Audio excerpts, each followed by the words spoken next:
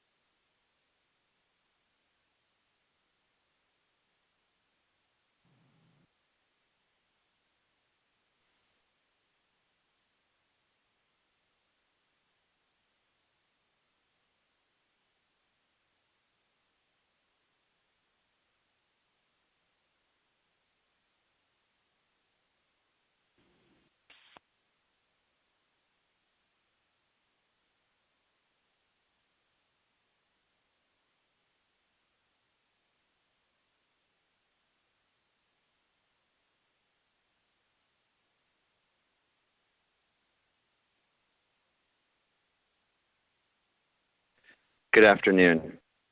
Thank you for joining today's Justice and Mental Health Collaboration Program field-wide webinar on trauma-informed care across the Intercept.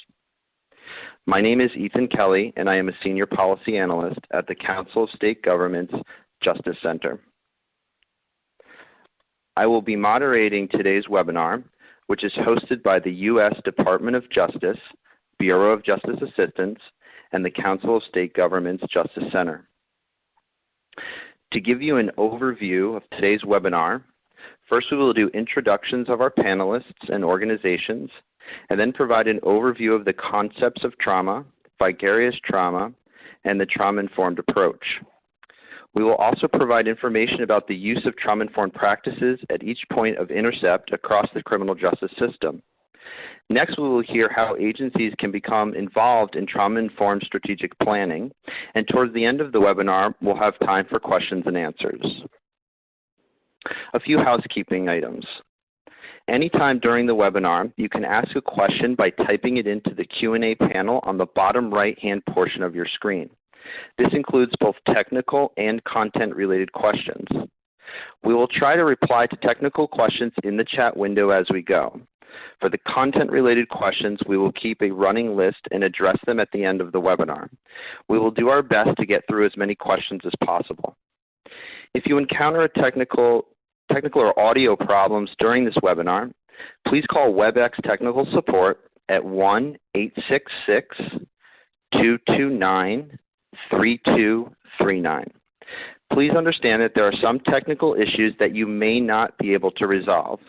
We are recording the webinar, and we will be able to send a link to the recording out to attendees by the end of next week. Now to introduce our panelists. Dr. Lisa Callahan is a Senior Research Associate at the Policy Research Associates, where she is engaged in research on behavioral health and the justice system, provides technical assistance to SAMHSA grantees, and delivers trauma training to justice professionals across the country. Dr. Callahan's research topics include both adult and juvenile mental health courts, the incompetency process, the impact of Medicaid expansion on jail recidivism, and programs to enhance school safety. Also with us today is Sarah Wurzburg, the Program Director in the Behavioral Health Division for the Council of State Governments Justice Center, where she oversees the technical assistance for the Justice and Mental Health Collaboration Program, and she is the lead for substance addiction work at the CSG Justice Center. Previously, Sarah was a research analyst at the National Association of State Alcohol and Drug Abuse Directors, where she authored research reports and led youth and women's services. Thanks to you both for joining the webinar. We do this work with funding through the Bureau of Justice Assistance and the Office of Justice Programs, which we would like to tell you about. At BJA, the mission is to provide leadership and services in grant administration and criminal justice policy development to support local, state, and tribal justice strategies to achieve safer communities. Specifically, BJA provides funding to support law enforcement, combat violent and drug-related crime, and combat victimization. Through the development and implementation of policy, services, and sound grants management, BJA strengthens the nation's criminal justice system and restores security in communities.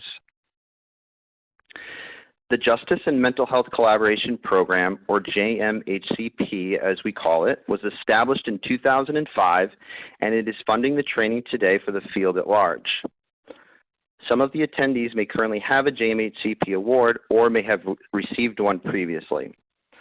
Through the JMHCP, BJA aims to help states, local government, and tribal organizations improve responses and outcomes for people with mental illnesses or co-occurring mental illness and substance use disorders who come into contact with the criminal justice system, and to support public safety by facilitating collaboration among the criminal justice, juvenile justice, and mental health and substance use disorder treatment systems.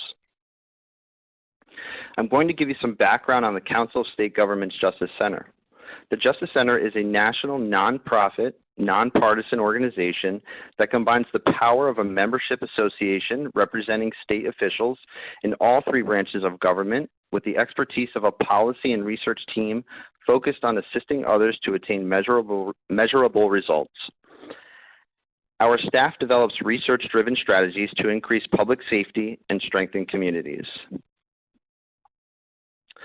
This slide describes a bit more about our work style and how we strive to reflect Justice Center core values, which include a commitment to being independent and nonpartisan in every aspect of our work, providing rigorous, trusted, high-quality analysis, developing practical and innovative solutions informed by data and research, promoting collaboration and building consensus, and being inclusive and respectful of diverse views and experiences. As an organization, we focus on a range of areas within the justice system. We pride ourselves in having a deep understanding of the experiences of people at the front line of the justice system and our ability to gather people from both sides of the aisle and across the country to foster collaboration.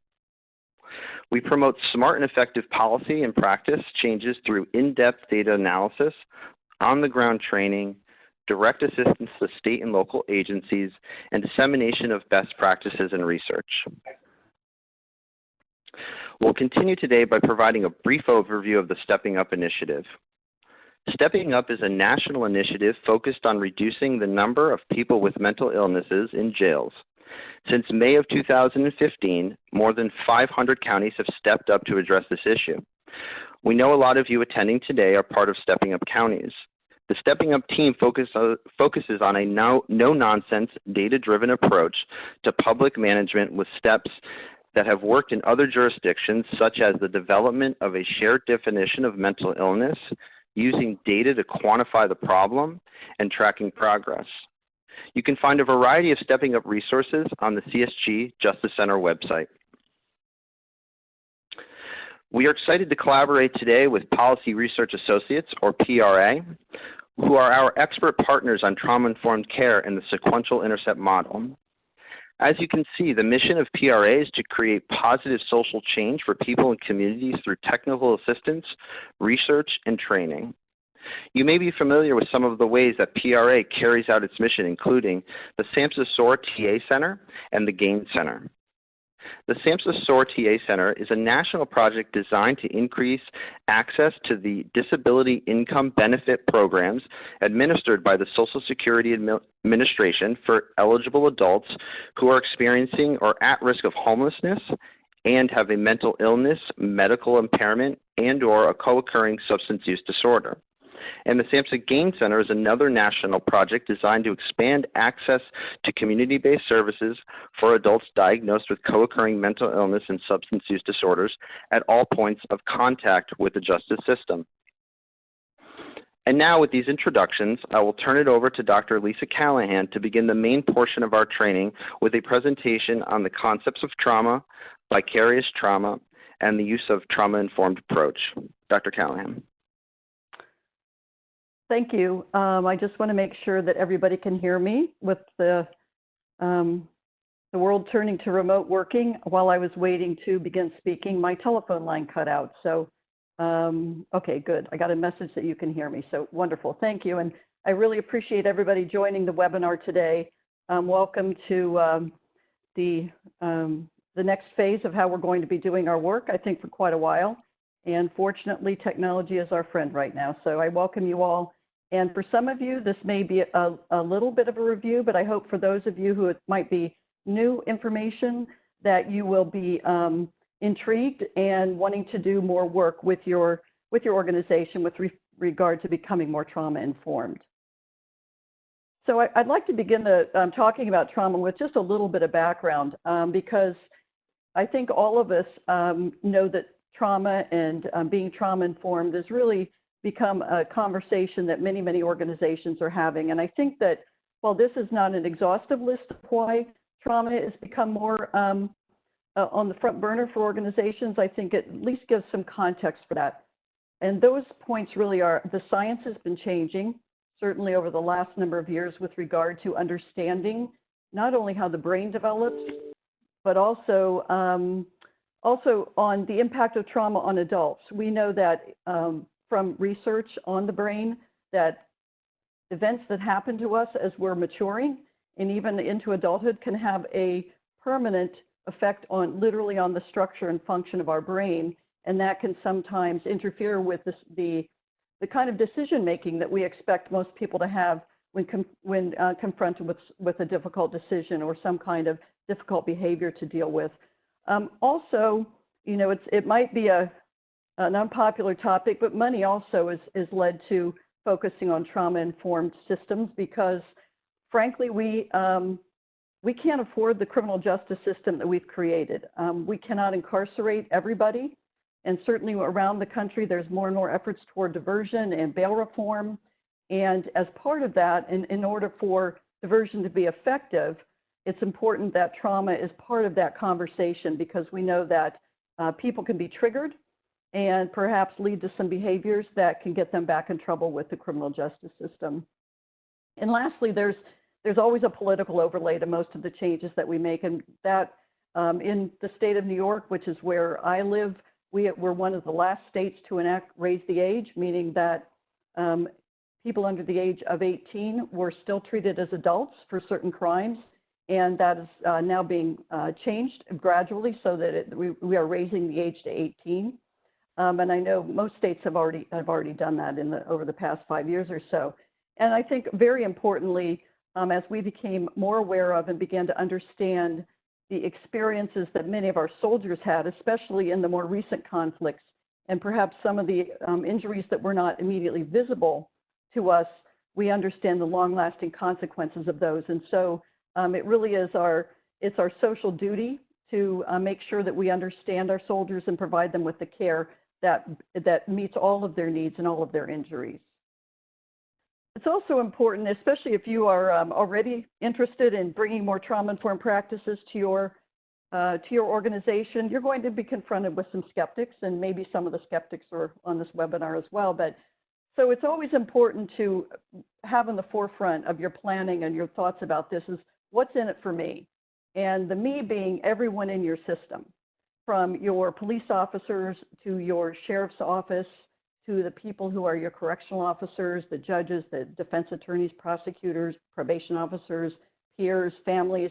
It's really important to take a really broad view and making sure that you understand why some groups or individuals might be reluctant to be interested in taking a more trauma-informed approach. Sometimes it can be miscast as something that's really blaming the victim or hugging a thug or some of the other diversion programs that we all have become familiar with in our community. So it's really important for you to really take a deep dive into thinking about all of the constituents who would be affected both positively and negatively by any kind of trauma-informed practices that you wanted to implement, and think about how you can make sure that they get something out of it as well. And I'm not just talking about it from a utilitarian standpoint, getting their input into it as well. And we know from research that being trauma-informed increases safety. We know that it's important to practice universal precautions. I didn't just add that slide because of what's going on with the coronavirus, but we at the Gain Center and at Policy Research Associates, our mantra is assume everyone in the justice system has experienced trauma. At the very least, the fact that they are in the criminal justice system carries with it risk of particularly traumatic events, such as just being arrested and being booked into jail. We also know that being trauma-informed and being aware of the impact of trauma, it can help promote recovery, and therefore it increases our attention on public health issues. It also reduces recidivism. There is research that has demonstrated that organizations, jails, for example, that have implemented trauma-informed practices actually have reduced their incidence of both inmate to staff incidents, but also inmate to inmate incidents. So this can really help. It can help the criminal justice professionals in their work. It's also really important to acknowledge the trauma in not just in your clients, but also in your colleagues and and other professionals. We're going to talk a little bit more about that. And it also, being trauma-informed, reduces the burden on individuals, families, and on society. The Gain Center does a lot of work with SAMHSA, and we are funded by SAMHSA. And we have found this definition of trauma to be the most encompassing. And I'm not going to read it to you, but instead what I would offer to you is a way to remember what trauma is to focus on the 3 E's. If your slides are showing enough difference, the event, the experience, and the effect are what we call the 3 E's of trauma. What this means is that it isn't just that a bad thing happened to someone, but it's also the way that they experienced it was overwhelming to them. And they really felt as though it could perhaps threaten their life. And just as importantly, it has long-lasting adverse effects on the individual. And so it's all 3 of these E's need to be present for some bad thing or series of bad things to be considered a trauma versus a crisis. A crisis is certainly a bad thing that happens, but it more is, it really has a time expiration attached to it. Trauma doesn't have an expiration date. It's long lasting and stays with people forever. It also has the potential for having long-term effects on many spheres of a person's life. We'll talk about all of these to some degree during this webinar, but what this pentagon portrays to you, and how I want you to think about this, is what we see are the physical needs, physical health needs, the mental health needs, the behavioral conditions, the poor relationships, and the substance use. That's what we see in our clients, in defendants, in our family members, our coworkers. But what we don't see is what's underlying or driving those observable behaviors, those observable circumstances. And this is going to vary from person to person, but very commonly people with trauma histories have significant fear. And while their fear may not seem reasonable to us, we are not they. So it's important to keep in mind that it's very individualized. People who've experienced trauma express a lot of feelings of powerlessness, a lot of anger, a lot of pain. And as I think all of you can imagine, those emotions can drive people in acting in ways that are going to have them come into contact either directly with the criminal justice system, such as through responding to their anger with violence, or perhaps the sense of powerlessness. They may instead kind of numb their pain, numb their frustration, numb the powerlessness with substance use. This isn't to say everybody who experiences trauma is going to express all 5 of these domains, but what I'd like you to do is keep in mind that if you see these in people you are working with, whether they're your colleagues or their clients or defendants, you might want to ask the question, what might be driving this? Because what may seem to be extremely self-defeating behavior may in fact be driven by the feelings and the emotions that they have as a result of trauma that they've experienced. This just gives you an example of some kinds of behaviors that you probably are familiar with. If you are supervising people, for example, in the criminal justice system, or if you are a judge or an attorney who are for all good reasons, you're trying to help somebody improve their lives along their road to recovery, what we may be seeing is this hopelessness may be presenting itself as indifference, like they don't care. Give me the sentence you want. I don't really care. That really is not a sense of not really caring. It's a sense of hopelessness. Perhaps their choices in the past have not been honored or respected. Being aggressive is something a lot of people report with working with people who have trauma histories. And one thing to keep in mind is for some people, that aggression has kept them safe. And if you might think back to some people who you've worked with, some people who perhaps once they made a breakthrough, there seemed to be a greater peace about them. And so this aggression can be presented in both toward themselves, such as through cutting and suicide attempts and taking medications and drugs to an extent that becomes very harmful. But it also might be directed at other people, and this is often what gets people in trouble. Hypervigilance is expressed often in the forms of being distrustful. People having no goals really is, having goals in the past hasn't necessarily been to their benefit, or maybe they've never really even believed that it was purposeful in any way to have goals. And people who hold grudges often have a lot of resentment, and it may not be, it probably is not about you as a person who's trying to help them in their recovery, but in fact can be toward people in authority generally. One thing that we find with people who participate in treatment courts, for example, once they trust the judge, once they trust their attorney, once they trust the other team members, that's a real breakthrough in terms of reducing that sense of having no goal setting. But I think it's important to keep this in mind when you're working with someone and you want them to be very successful in your program. Keep in mind that there's a lot underlying what they're expressing to you, and it's helped them in the past. It's helped them survive and get to this point. I think everyone is familiar with the ACE studies, the Adverse Childhood Experiences study.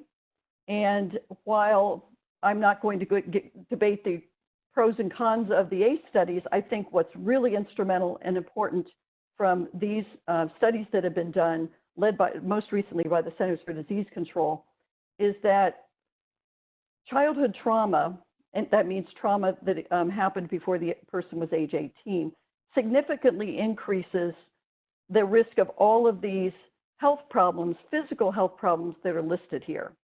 And as the footnote says, all of the resources, all the sources and citations for these studies is included in the webinar at the end. And I think the comprehensiveness of this is really quite remarkable, that pretty much any negative health outcome that we can identify is significantly related to childhood trauma. It doesn't mean that it's a cause. That the ACE studies do not causally link trauma to bad outcomes. These are correlations, but they certainly are insightful and should provide a little bit of a laundry list for you, actually, for people who you are supervising. Many people that are in your programs probably have a lot of health issues too. Not only do they perhaps not have access to quality health care, but it also could be linked to their childhood trauma. We also know that childhood trauma can have an impact on substance use, mental health, and subsequent trauma. Again, the ACE studies have shown us that the long-term effects of trauma affect suicidality, alcohol misuse, intimate partner violence, and the others listed here. So not only using substances, but also mental health problems and subsequent trauma. What I would caution you here is, again, doesn't mean that they're specifically linked. And sometimes it just means that they happen at the same time.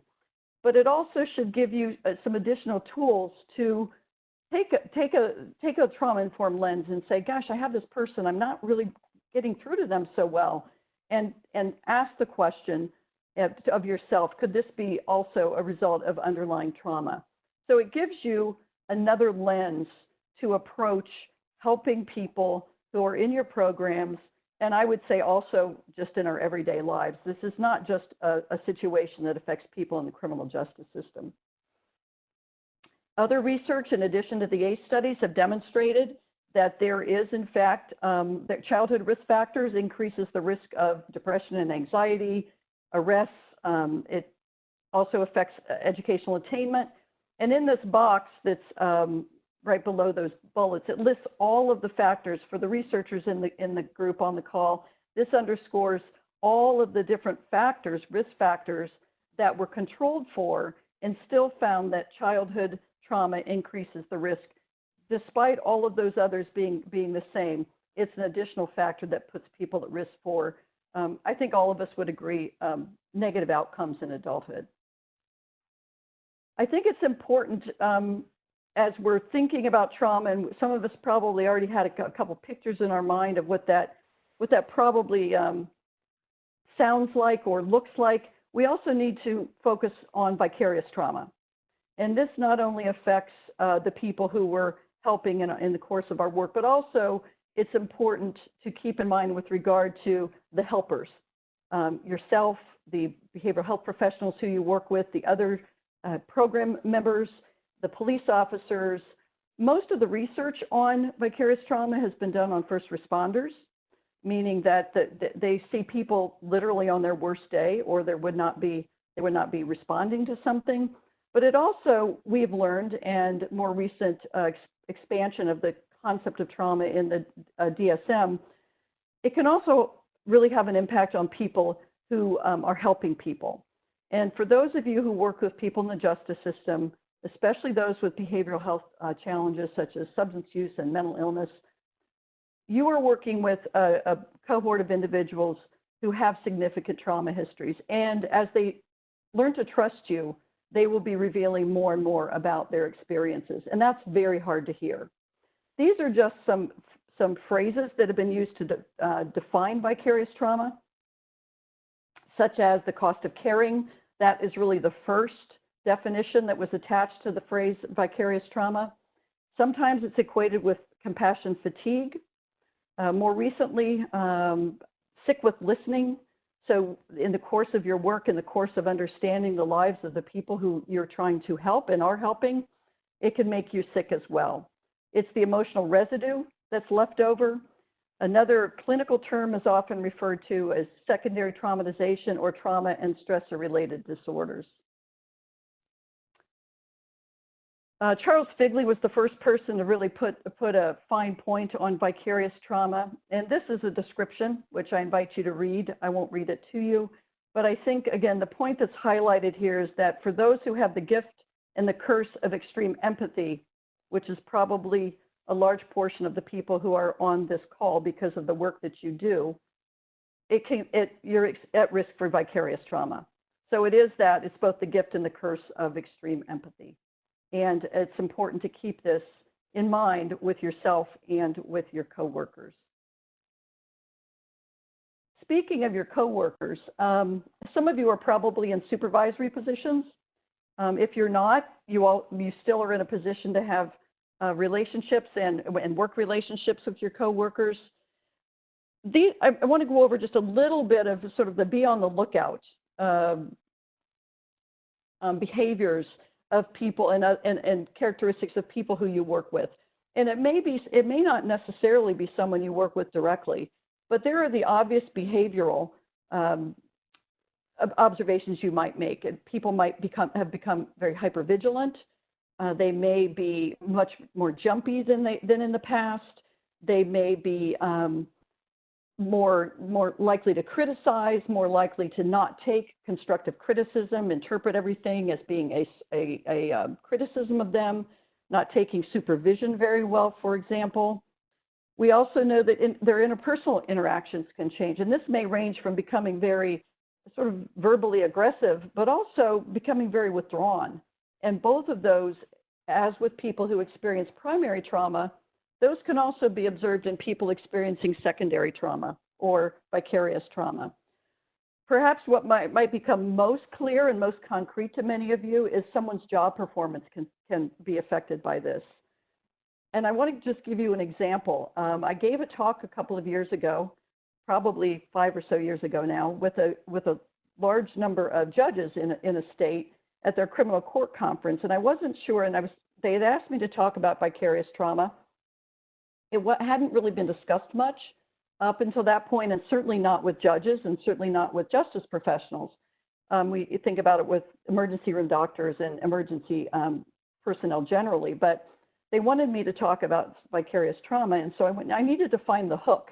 As we all know, finding the hook is what will get your audience interested and open to what you're saying. And so the state that I spoke in specifically, they had a death penalty, and they still do. They have a death penalty and had to that point a number of death penalty cases and executions as well. And so I just asked for a show of hands. This was just judges in the room. How many of them had death penalty cases in their courtroom over the last couple of years? And there were, the hands shot up. There were maybe a quarter of them had. And then I asked them, what impact did having that death penalty case in your courtroom, what impact did that have on your staff and on yourself? And you could have heard a pin drop in the room, because it hadn't really occurred to many of them that some of what they were observing in the job performance and in the behaviors of their staff may have been connected to the death penalty case that they had litigated in their courtroom. And I think we can also place in there cases that involve child victims, not necessarily death penalty cases, but other kinds of cases that involve victims that seem incredibly vulnerable, and everyone is negatively affected by that. So keeping that in mind, and as I would also note that as you work in treatment programs across the justice system, you become closer and more familiar with the defendants in your programs. And so when something bad happens to them, you feel it a little bit differently, and it can affect your and others' job performances. And finally, under this topic, in terms of the impact of vicarious trauma on work product, it can also affect people's beliefs and values. People can not all of a sudden, people can develop a sense of the world isn't safe anymore. My job is really hopeless. I just see people cycling in and out of the court. I keep arresting the same people I arrested last week. And it really can start to wear on professionals, that they might develop that sense of hopelessness that I was referring to earlier, or maybe a sense of safety, becoming very hypervigilant. Similarly, the impact of vicarious trauma can be observed in people's personal lives. I'm sure all of you know somebody whose work they've taken it home one too many times, and it's had an impact on their relationships with their family members, whether it be a partner, parents, children, et cetera. And perhaps those relationships didn't survive the impact of taking that work home, that seeing people on their worst day and taking that home with you. We know that people who work in the justice system, correctional officers, for example, police officers, have very high rates of divorce. They have very high rates of suicide. and very high rates of substance use. And as with people that you're supervising, all of those behaviors affect people are a way of coping with the work and the trauma that you might be experiencing vicariously through the people who you are helping.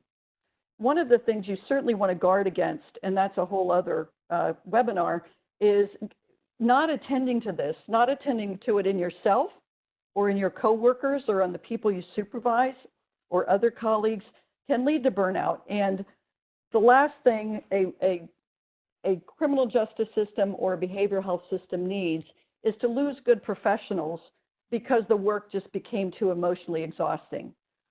Attending to it, being aware of it, having ways to intervene, having a strategy in place for critical incidents. If you have a death, for example, of someone in your drug court, having a plan in place that a behavioral health professional can help the team work through that is really important to make sure that you can continue doing the really challenging but equally rewarding work that you do and not pay a personal toll for it. We know that people are a combination of their resilience and their risk factors. Having, for example, primary trauma, whether that's the people you are working with in terms of your colleagues or the people who you're helping in their recovery and in avoiding deeper penetration in the criminal justice system, primary trauma is a risk factor. And we know that's true not only for people who are defendants, but also for our coworkers. And if you don't recognize that in your work, it can just be the stress that builds up and as I mentioned earlier, not wanting to have that associated with burnout and losing good people because of a lack of an organization of having a plan to deal with the trauma and the secondary trauma that your workforce is experiencing. Everybody's biography is different, and each one of us is a different composite of this tree that's portrayed here.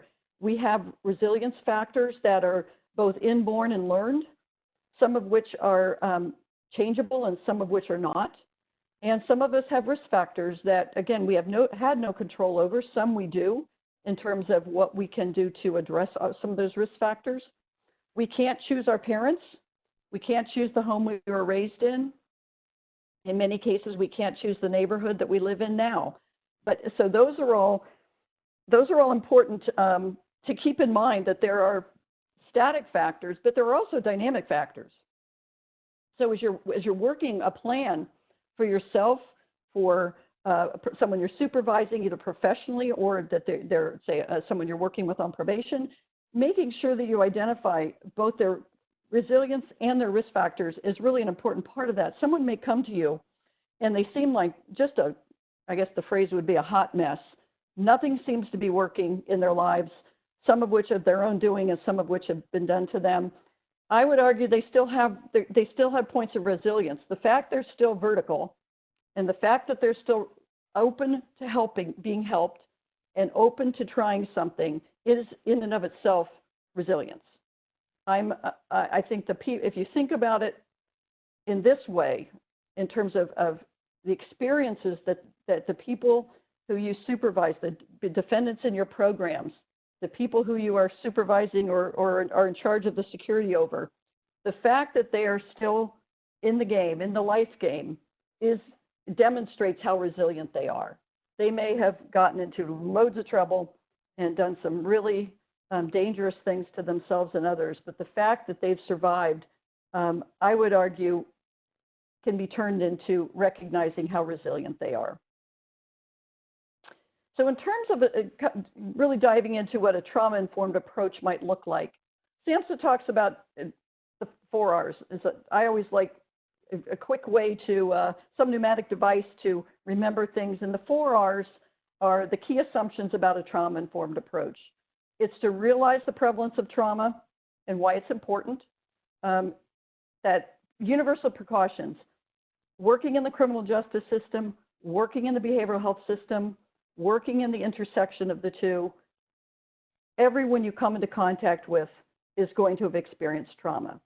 How it affected them in the long run may be different, but it has had an effect.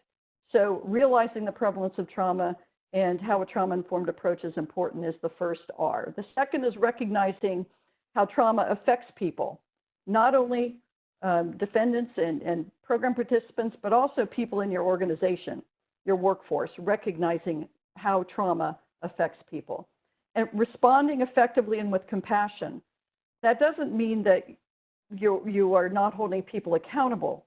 It just means having compassion is allows you to respond versus react to something that has happened or to something someone has done. And the fourth is resisting re-traumatizing people. And we're going to talk a little bit more about this in a bit when we talk about strategies for organizations to become trauma-informed. Much of what we do in the course of our work is not intentionally re-traumatizing. Sometimes we just are in the habit of doing things in a certain way without really thinking about how it could be affecting someone who has a trauma history. And there are a multitude of examples of that. Sometimes it's the language we use.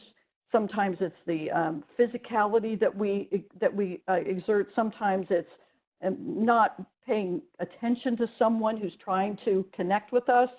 Instead, we're looking at our cell phones or our computer screen or our watches, if people still wear watches.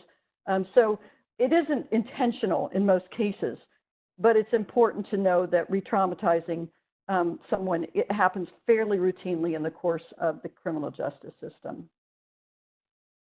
So what are trauma-informed practices? Quite simply, it's understanding the 4 R's and incorporating it into your work routine. Stepping back and asking, could this be the result of trauma, instead of just assuming someone is just being aggressive for no good reason. Keeping in mind that particular aggression may be what's kept them safe all these years.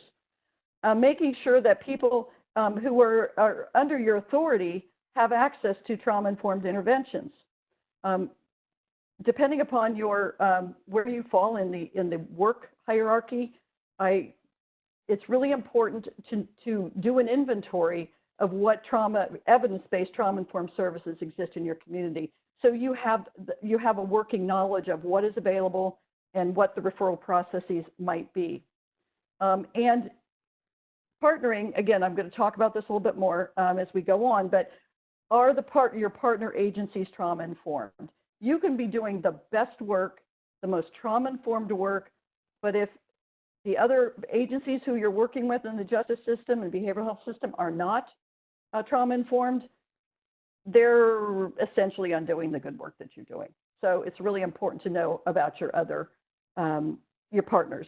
So very, very simply starting out, identifying trauma, knowing what trauma is. It doesn't have to be a long, complicated understanding of that, but trauma is those 3 E's. It's the event, it's the experience, and it's the effect. Making sure that is prominent in your mind in terms of what could be underlying the motivations, the behaviors, the outcomes for people. Thinking about we use the acronym RISK with a C. Your relationships with your coworkers and the people in your programs should be based upon respect, information, safety, and choice. All of us want respect. All of us probably have different ways of demonstrating that we would like respect. But certainly showing respect is a good way to model that for people who perhaps haven't been shown much respect over their lifetime. That can be as simply as asking someone how they would like to be addressed. Sometimes the name that's on the report in front of you isn't the name that they prefer to use. So asking someone, giving people information to the extent that you can. Clearly, you can't give everybody all information because it may not even be known at that point, but you can tell people what's happening next. We've all been in situations, perhaps medical situations with ourselves or family member. We go in to sit with a doctor who she's going to be giving you some bad health information, and pretty much after the first 3 words, you don't hear anything anymore. So making sure that the information that we convey is clear, it's in the language that the person you're speaking with can understand, and it's free of acronyms. That's probably one of our biggest problems as professionals, is we use too many acronyms. Safety being overwhelming, the most important part of a trauma-informed relationship, and giving choice where you can. We're not talking about big choices like, oh, do you want us to arrest you or not? But choices such as one police officer in a training we were doing said when he's transporting someone from an incident to the jail, he asks the person what radio station they want to listen to. He said, I don't care what radio station I listen to, and it gives them some sense of agency that they had a choice in something. So little choices make a big difference. If you are in probation or parole and you have meeting times for people within the range of hours that are available, letting people decide what time works best for them to report, instead of saying you need to report at 8:30 without, for example, even knowing they have children to get on the school bus. So giving choice where you can. Adapting strategies. I like this statement. I don't know who to attribute it to. It's not mine, but I use it. Authority is not based on power, it's based on trust. And until you have a trusting relationship, you are not going to have a basis of authority. You may have power, but you're not going to have authority. Making sure to the extent that you can that your workplace is not a place that is ripe with vicarious trauma. Okay, there are 10 implementation domains for implementing a trauma-informed approach. These are the 10. I'm going to go over all of them to some extent, and then going to give you some tips and tools of ways that you can do this in your organization. These are, to some extent, in a priority area, and consequently, I'll be focusing on some of them more than others.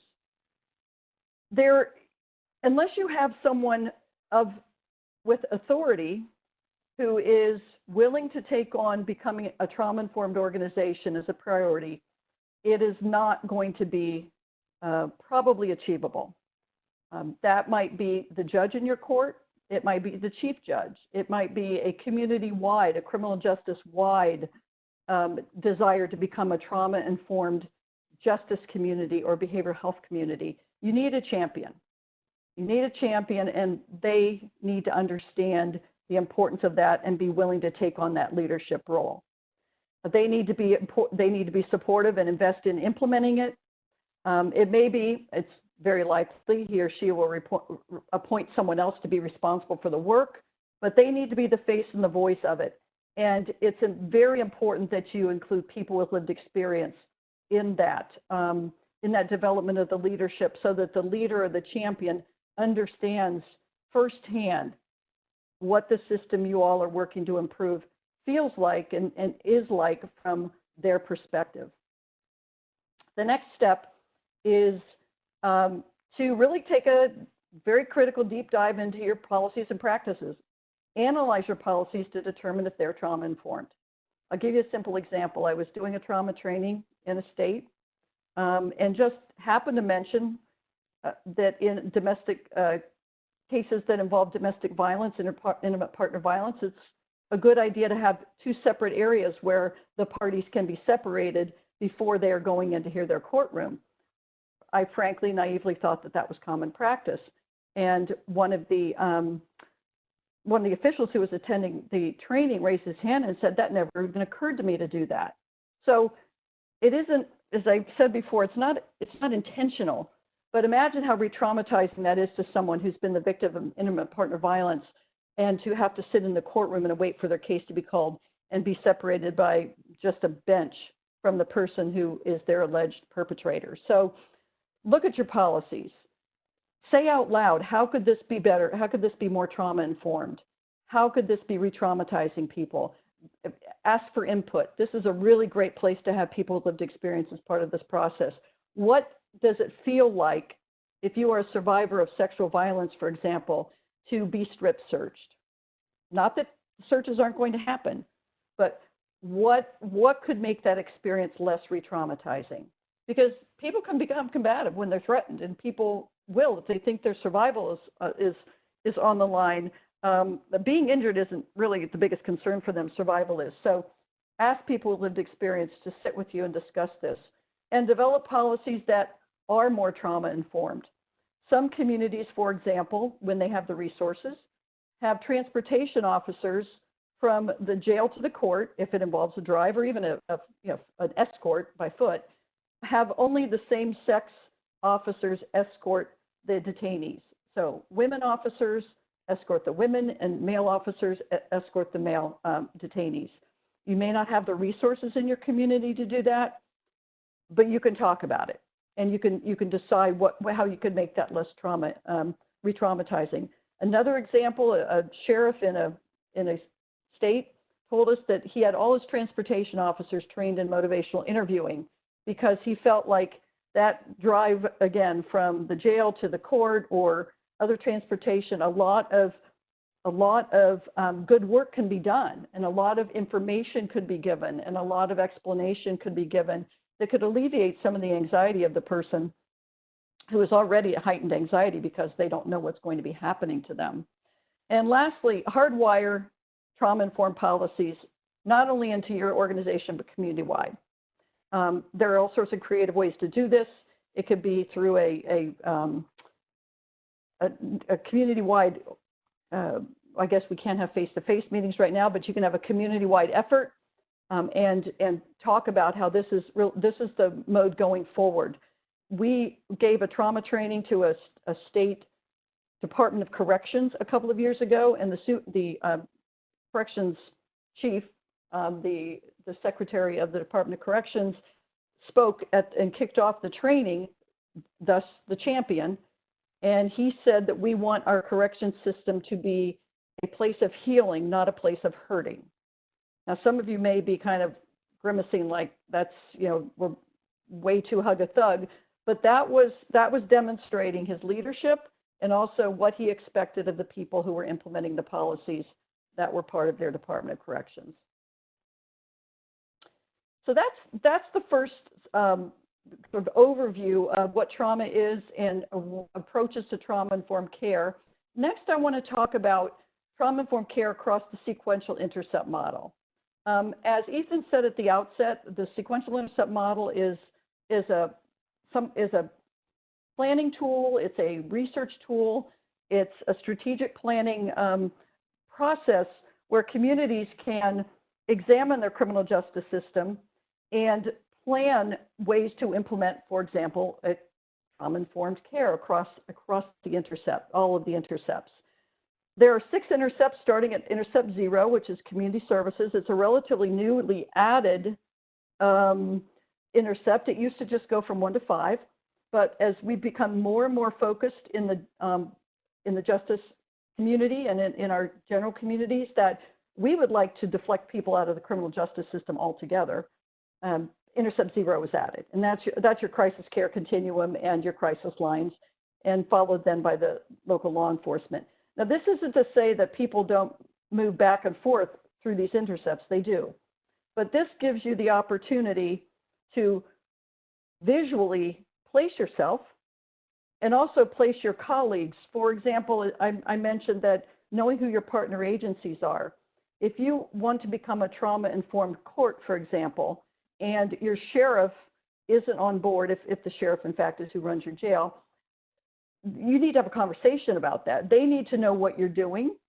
They need to know, for example, if you are working with providing trauma-informed services to your people in your program, that there may be some slippage in terms of when people start coming to terms with their trauma histories. There can often be a relapse. So having that communication across all of these intercepts is really important to make sure that as you become more trauma-informed, you've taken into account everybody, all of your partner agencies, and there are many within each of these 6 intercepts. This, the SIM model, if you go to the GAINS or the PRA website, you can easily download a copy of this and use it as a planning tool. So intercept 0 and 1, as I mentioned, is the new, 0 is the new intercept. And this is where we find much of the work that's done, and also great opportunities for avoiding re-traumatizing people at the 0 and 1 intercepts. This just gives you an example. The first column gives you an example of a type of situation that officers might respond to, often respond to, and perhaps not in this way. This is a way we would encourage them to think about how they might be more trauma-informed. The middle column gives you an example of what a potential reaction might be from a trauma survivor. And the last is an example of a way that the same situation could have been responded to in a more trauma-informed way. This isn't, as you can see by this example, I'll just read through the first, that officers respond to a call for assistance, a possible emotionally disturbed person yelling and threatening anyone who comes near him. Arriving at the scene, the officers quickly leave their car and see a man backed up to a convenience store wall. They walk toward the person with their hands near their weapons. What the survivor of trauma may be thinking is, I'm going to be hurt or killed. I need to fight back and save my life. A more trauma-informed approach might be, and there are many ways to do this in a trauma-informed way. Officers respond to the same call, and they have a crisis professional respond with them. Often this is called a co-responder model. A little different than a mobile crisis team. This is an officer and a behavioral health professional responding together. They make themselves visible to the individual when they arrive, and they take a relaxed posture. They tell him their names, and they explain that they're there to figure out what's going on. They show patience and ask if they can approach him. We know as soon as you approach, that you're closing the gap, then a whole other set of events occur. So a secondary follow-up to that might be the individual above, the officers learn that they have to take the person into custody due to outstanding warrants. And the procedure requires that the person is handcuffed behind his back and patted down. Again, a trauma survivor, perhaps being retriggered by being handcuffed. He's been injured in the past, maybe because he was fighting back, maybe just because he was, and he doesn't like people touching his body in private places. This doesn't mean, a trauma-informed approach does not mean you will not handcuff the person. It just means you might do it a little differently. Remember that respect, information, safety, and choice. The officer and co-responder speak calmly with the individual and explain that they're required to take them into custody for outstanding warrants. They tell him to do, for everybody's safety, he'll be handcuffed behind his back and patted down. They then proceed to explain what comes next, concluding with all procedures being followed, no one being injured, and the individual transported to the jail. So in thinking about a trauma-informed approach, it's not failing to do the responsibilities that each person has for the incident. It is doing it differently, thinking about how not being trauma-informed, in fact, may be less safe, not just for the individual, but also for the officers and others at the scene. So intercepts 2 and 3 are the jail and the courts. Many of you are already, if you work in a specialty court, for example, you're already probably very, very well versed on trauma and about the trauma experiences of people in your programs. I'm just giving you a couple of examples of ways to think about how these procedures, if you are in one of these intercepts or you work directly with other professionals in these intercepts, how you could start moving toward being more trauma-informed. Here's some examples of some detention procedures. And what I want to emphasize is the trauma survivor's reaction very likely does not line up with either your intention or your experience, but it is their experience. And that is something which is really important to embrace. Going back to that risk and resilience tree, each one of us comes to every moment with a different set of experiences and understanding of those. So it doesn't mean that the officers is wrong or the survivors is wrong or right. It just means they're different perceptions of the same events. And nobody wants to get hurt, and everyone wants procedures to be followed. So thinking of the way, for example, some of you maybe have heard something like this. The officers transport the person, maybe one of those familiar faces that you have in your community, to the jail and transfer custody to the jail. The booking officer says, "You again? We're getting pretty sick of seeing your crazy face around here." This is actually something that was observed being said. Okay, so the impact that has on the trauma survivor is, first of all, they're calling me a bug, which can lead to injuries in the jail at the hands of other inmates, and that they're screwed up. That this is last time I was here, I got hurt, and this is going to happen to me all over again. A different way of responding, the booking officer asks the transporting officers if there's anything they need to know about their circumstances.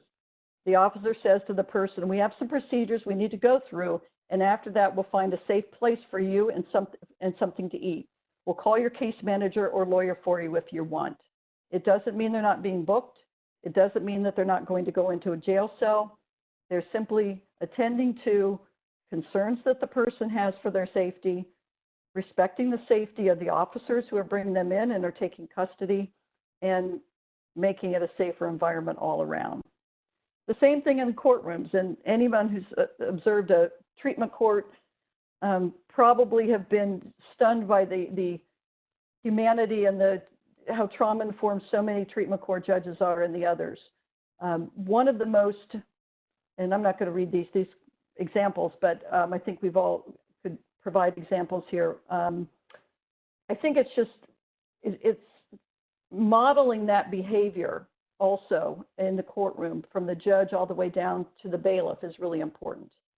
We know that as treatment courts evolve and as the people become involved in the treatment court program and bought into it and feel supported and trusted there, they want the judge to give them really a positive reinforcement. They don't want to let the judge down. They don't want to let the attorneys down. They don't want to let the probation officers and others down. So making sure that if they have relapsed, if they have been taken back into custody, if they are coming to jail, coming from jail into court, even in your treatment court, recognizing how hard that is for them and how disappointed they are in themselves is a good step toward becoming a trauma-informed courtroom. They want, we know from research that treatment court participants, it really, really matters what the judge and their probation officer thinks about them. So keeping that in mind, they know that you're going to be disappointed, and making sure that inadvertently that they're not re-traumatized as a result of their relapse. So intercepts 4 and 5 are the reentry and community corrections part of the criminal justice system. And some of you, I'm sure, work in those intercepts, whether it be jail reentry or probation and parole after people have maybe as part of their sentence. Lots of opportunities for probation and parole officers and jail reentry specialists to really model trauma-informed practices, not only for the people they're supervising, but also their coworkers. There's lots of opportunity to do a deep dive into probation procedures and policies to see where there may be something you've been doing it that way for 20 years because it's always been done that way for 20 years, but seeing where you could be flexible, seeing where you can provide a sense of choice for people under your supervision. I always find it remarkable that people who are involved in diversion programs that involve a lot of reporting, say to court or to their probation officer, it's a lot of appointments. And it's that in addition to their treatment appointments and 12-step programs, and not to mention if they have other responsibilities in their life, such as a job and children and parents to care for. So giving them the opportunity to make some choices can be extremely important to helping people feel supported and making sure they know that they can have some choice in the matter.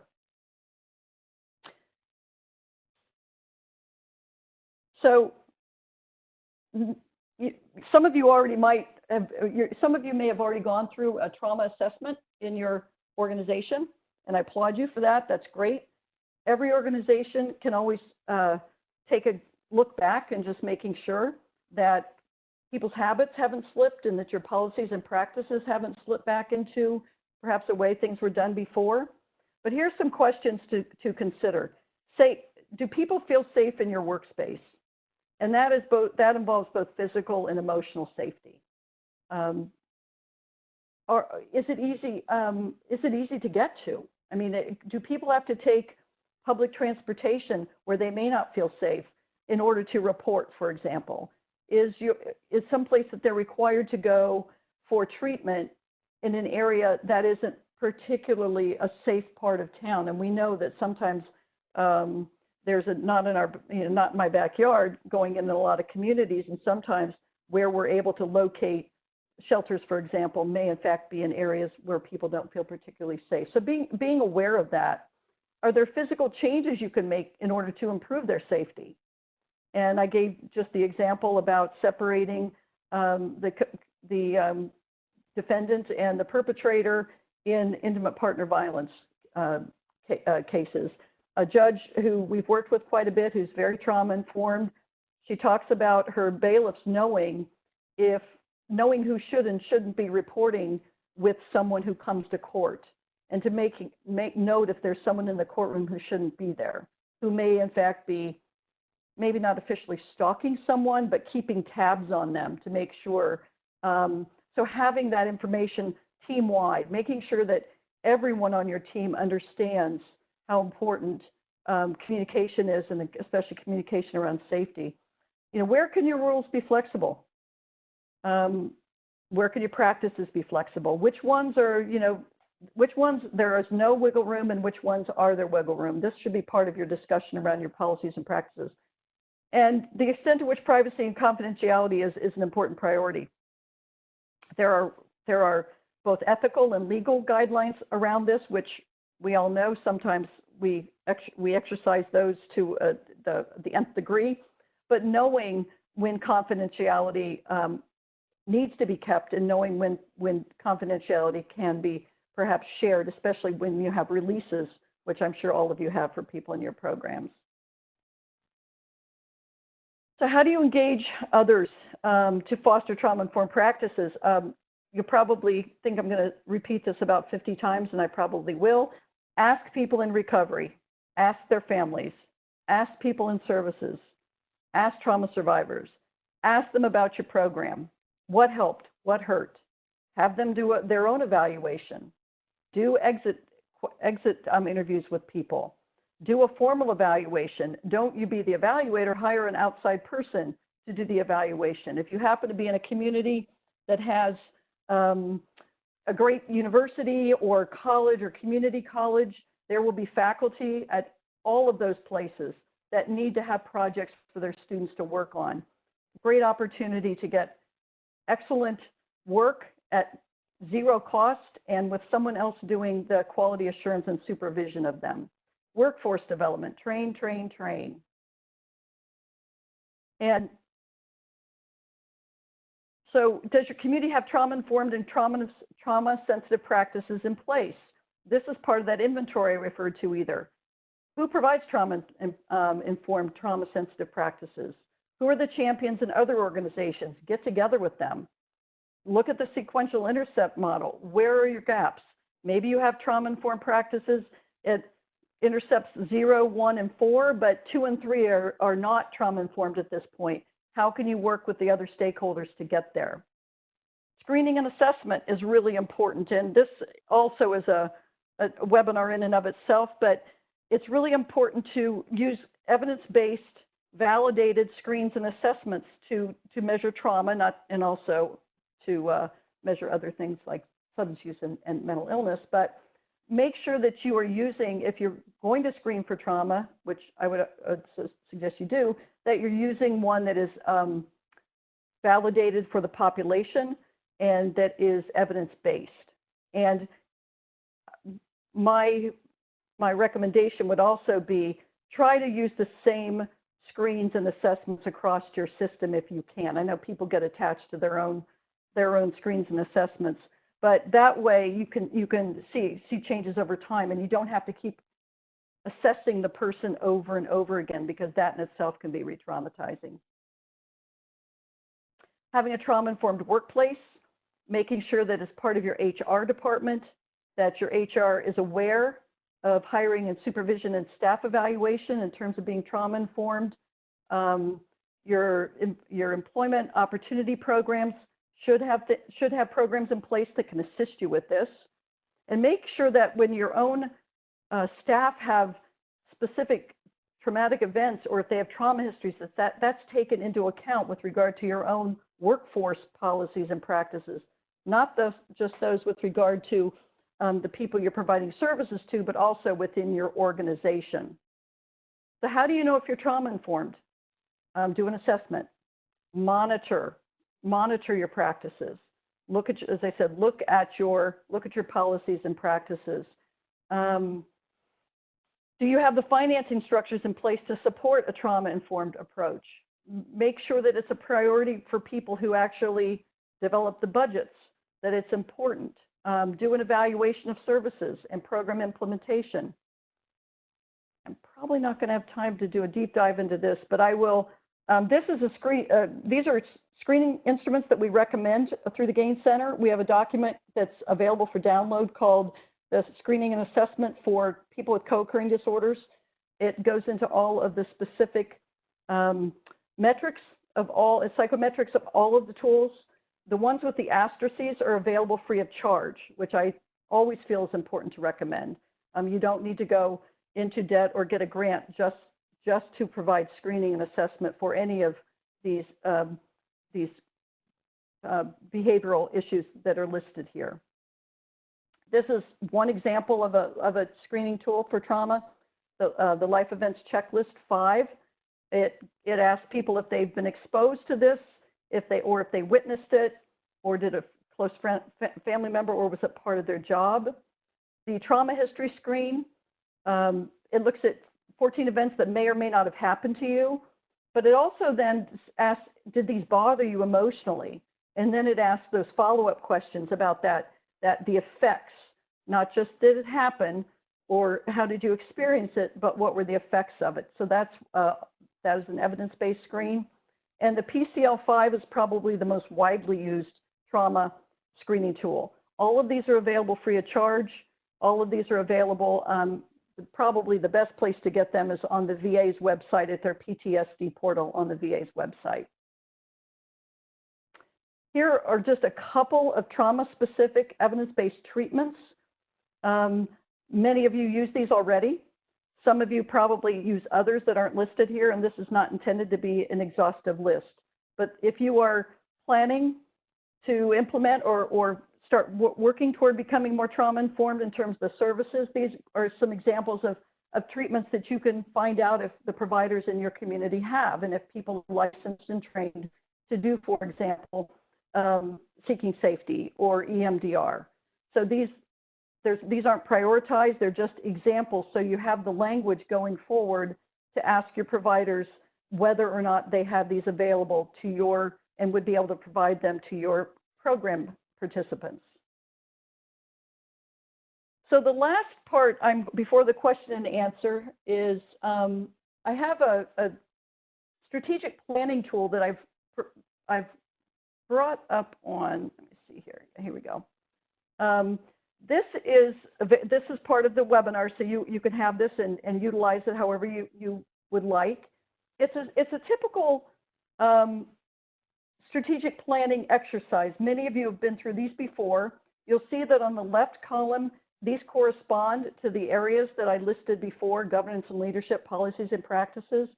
And this asks specific questions. There's 3 questions, and then it gives you the person or people or the organization that would be responsible, and then specific action steps that you are going to take to accomplish that particular objective. And so they're divided up across those 10, and this is just an example. Let's skip over that for now. The second, as I mentioned, policies and practices. For example, how do the agency's written policies and procedures include a focus on trauma and issues of safety or confidentiality? And your conclusion might be they don't, and that they need to, and then who's going to do that, and what the action steps will be, and so forth. So each of these pages addresses one of the specific areas of becoming a trauma-informed organization that I mentioned earlier. It gives you guidance on how to sit down with your staff, sit down across the SIM with your coworkers and stakeholders in other parts of the system, because some of these policies and procedures, or even the physical environment, are going to have an impact on other parts of the system. So making a lot of change just in your court, for example, needs to be communicated and have feedback and input from people at the jail, probably from law enforcement, certainly from probation and parole. So you need to think about how tweaking anything that you're currently doing, what kind of impact that's going to have and on whom. And using the SIM model is a great way to do that. You may want to only focus on 2 intercepts to start with, and then move to the next 2, and then move to the next 2. Engagement and involvement, cross-sector collaboration, screening and assessment and treatment services. This will definitely require you to do an inventory. If you're not one of the behavioral health providers yourself, you'll need to really tap into all of your providers, because they're the ones who would really be able to give you the specific information on this. And if you haven't asked for it, they might not know that you need it delivered. If they don't know that you are, as a drug court, working to become more trauma informed, that you want trauma specific services available to them, if you don't ask, they may not know that you need it, and they may not have the capacity to meet your need if all of a sudden you're asking for specific trauma treatments for your participants. So you need to engage your stakeholders. Boy, this print keeps getting smaller. Training and development of your workforce, and monitoring how you're doing. So many times we develop strategic plans in our workplace and in our communities, and then they just sort of float out there. Someone needs to own this. That leader, that person, that champion, that leader, he or she probably isn't going to be the one to own it, but is going to appoint someone to do it. And this is something that is a living document and should be checked back on a regular basis to make sure that the people who have said they were going to take the action steps, in fact, have taken them.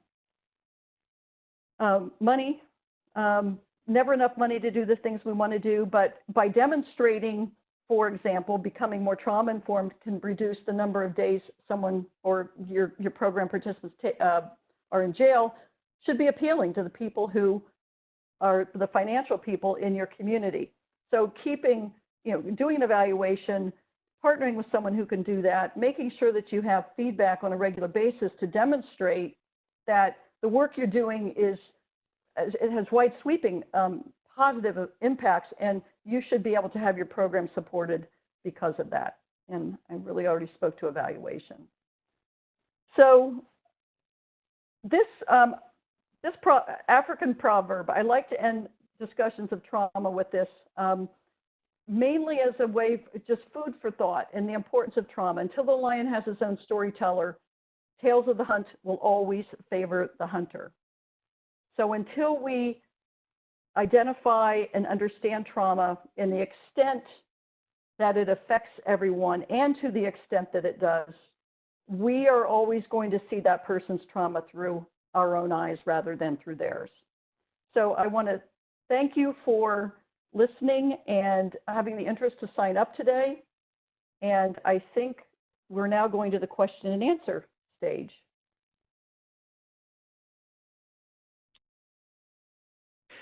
Yes, thank you, Dr. Callahan. Again, we really appreciate your participation today and all of your insights into trauma-informed care.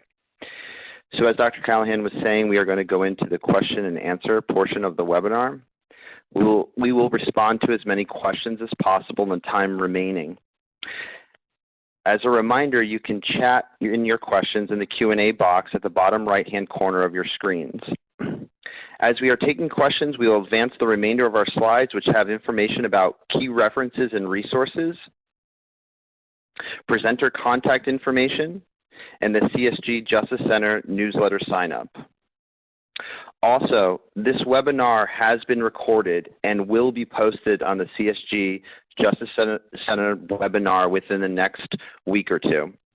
So for those who are asking about the PowerPoint presentation, within the next week or two, that will be available on our site. So now to start with our questions. First question, how do you get buy-in for agencies such as police, probation, and parole? That is probably one of the most important questions that you're going to ask. What we have found is it takes less to building on their strengths, I guess, would be the first place I would start. Most people who are working in those positions already understand the importance of being trauma informed.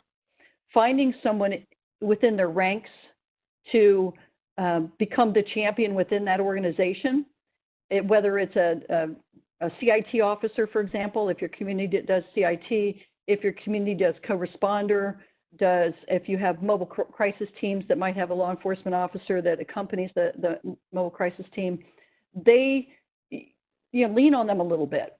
The same is true with probation and parole. We've done a lot of trauma training with probation and parole officers, and recognizing that most of them are already doing trauma-informed practice, and that what you're hoping to do is to just give them a few more tools, a little bit more information, perhaps a little bit more insight. And certainly, if it can reduce the amount of injury that people in the field experience, and also, and I don't mean to belittle this at all because it's time, if it can reduce the amount of paperwork that people have to do in the course of their job, that usually gets their interest. In most professions, if you have to lay hands on somebody, you have to write up a report about it. So finding that champion within the ranks is I would say the first step, making sure, becoming familiar with what they think it can benefit them, and then lean on them a little bit to help send that trauma-informed message across. It's having someone speak the same language that they have is really important. When we do our trauma trainings across and train the trainers, to the extent we can, we try to always have a co-trainer who is professionally familiar to the people we're training, just because that helps get buy-in.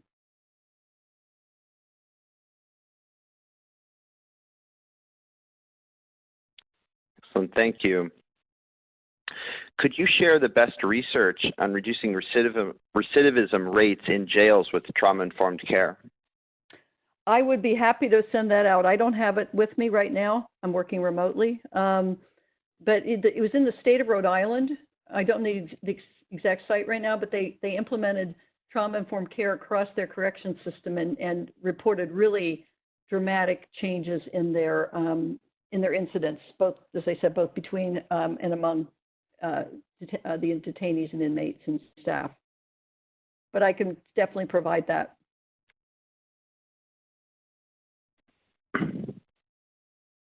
Okay, excellent. So there are several questions about the screening instruments. So I'm going to put together just one big question that kind of has several elements in it. So if you could, first people are asking if we could provide the link to the screening assessment tools, which we can absolutely send out. And then, so are there a couple things? So are there screening tools that are validated for certain age groups and across race and ethnicities? Are there screening tools that are for adults, or are they all age appropriate? And the last part is that we have a participant who is working with youth, and is there a complex trauma screening tool different from mental health screening tool? Some of those are similar. There are screening tools that are specific for youth. The age that the screening tools have been validated for varies by the screen. Some of them are 16 and older. Some of them are 18 and older, just sort of the arbitrary age of 18. To my knowledge, I don't believe there's been any screening tools specifically validated with regard to race. There are screening tools that have been validated across different cultures, both in terms of both national cultures like countries, but also within cultures. Some of them are available in multiple languages, and some are available only in English and Spanish. The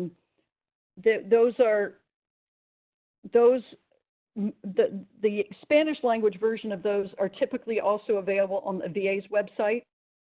But I could certainly point you in that direction. The screening monograph that I mentioned that you can download from the SAMHSA store. It's the Screening and Assessment for Co-occurring Disorders. Roger Peters is the first author on that. That is free, but before you push print, I'll caution you, it's about 350 pages long. So I would read it digitally before I printed it out. But that provides you with every screen that I had listed up there and more, and assessment and treatments, and specifically the age range and the and other characteristics of, for example, whether it was just with general population or whether they've been specifically validated with people in the justice system. It tells you exactly what the validation was on and you know, the age range and that type of thing. There, I'll provide to CSG the juvenile versions of, there's some recommended screening tools specifically for juveniles that are both are trauma, mental health, and substance use and other issues. And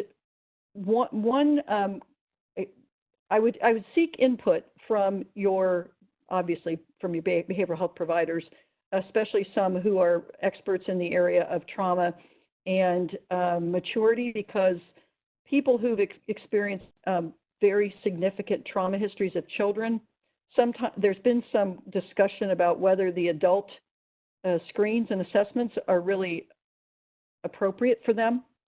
So maybe one that has been validated with younger adults would be more appropriate because of developmental issues with regard to trauma. So there's a lot of really, really good resources on both on children and youth with regard to trauma and other disorders that we can get you the links for that. Did I hit all those questions?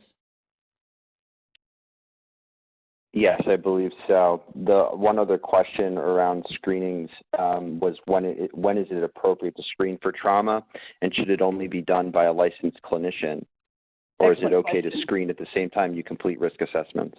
Excellent question. Trauma,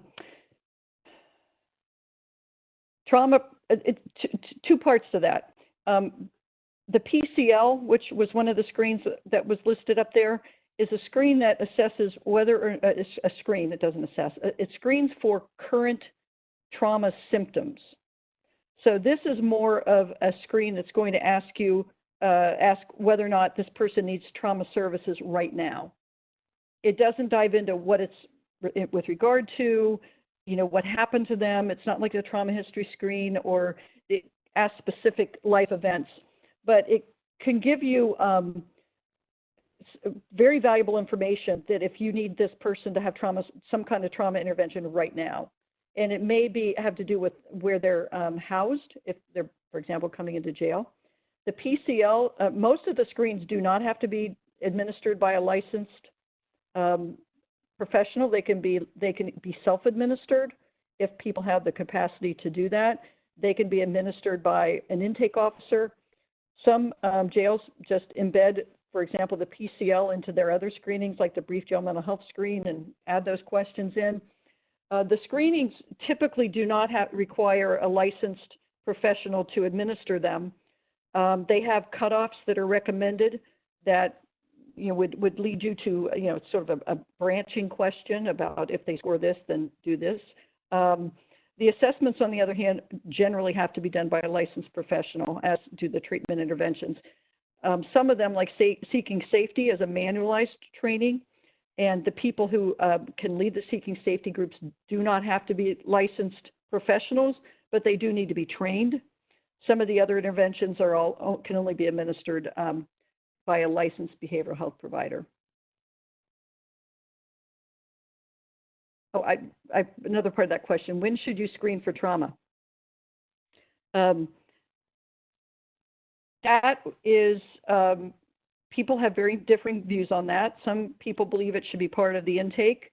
Others believe that, remember the understanding that most people experiencing trauma don't trust anybody, and they're certainly not going to trust somebody they are just meeting, asking them a bunch of questions.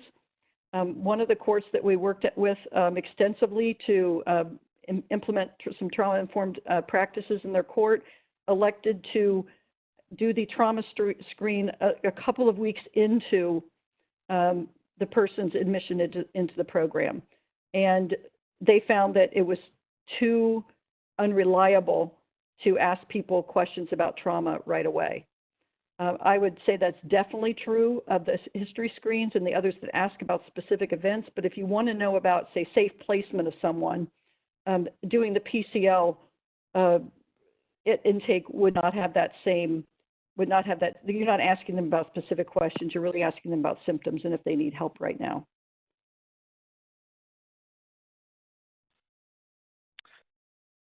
Thank you. So I'm looking at our time. We have reached 3:30, which is the end of our webinar. Again, for people who are asking about the PowerPoint, we will have this recorded and put up on our website within the next couple of weeks. I wanted to say thank you to all the panelists, and of course, thank you to all the attendees. And everyone, please enjoy the rest of your day.